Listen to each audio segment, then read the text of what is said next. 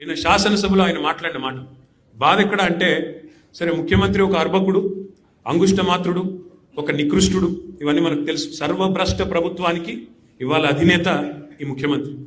సర్వభ్రష్ట ప్రభుత్వం ఇది, ఈ రంగం ఆ రంగం అని కాదు. అన్ని రంగాల్లో అట్రఫ్లాప్ ప్రభుత్వం, సర్వత్రా విఫలమైన ప్రభుత్వం ఈ ప్రభుత్వం. కానీ బాధాకరమైన పరిస్థితి ఏమంటే, అందరి హక్కులకు కస్టోడియన్లా ఉండాల్సిన స్పీకర్ గారు ఇవాళ ఆయన బడివే అనే మాట మాట్లాడితే కళ్ళప్పగించి ప్రేక్షక పాత్ర వహిస్తుంటే ఏమనాలనో అర్థం కావట్లేదు. ఇది పార్లమెంటరీ భాషనా, ఇది ప్రజాస్వామిక భాషనా? మాకు అనరాదా ఈ మాటలు?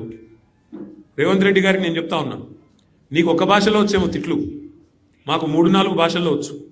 తిట్టాలనుకుంటే మీ తాత జేజమ్మలు దిమ్మె తిరిగేలాగా తిట్టే శక్తి మాకుంది. కానీ ఇంత నికృష్టంగా, ఇంత అల్పంగా, ఇంత దారుణంగా మీరు ఏదైతే వ్యవహారం చేస్తున్నారో, ఇది ఎందుకు చేస్తున్నారో మాకు తెలుసు.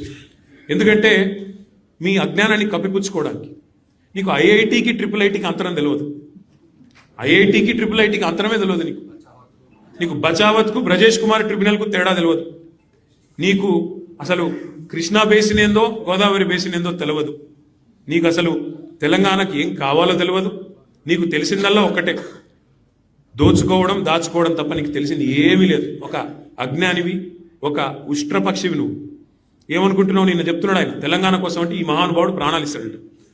నువ్వు తీసిన ప్రాణాలు చాలు, నువ్వు తీసిన ప్రాణాలు చాలు. ఇప్పటికే 836 మంది రైతులను పొట్టన పెట్టుకున్నాడు రేవంత్ రెడ్డి వచ్చిన తర్వాత. 100 మంది పైచిలకు ఆటో డ్రైవర్లను పొట్ట పెట్టుకున్నాడు. 100 మంది పైచిలకు గురుకులాల్లో పిల్లలను పొట్టన పెట్టుకున్నాడు.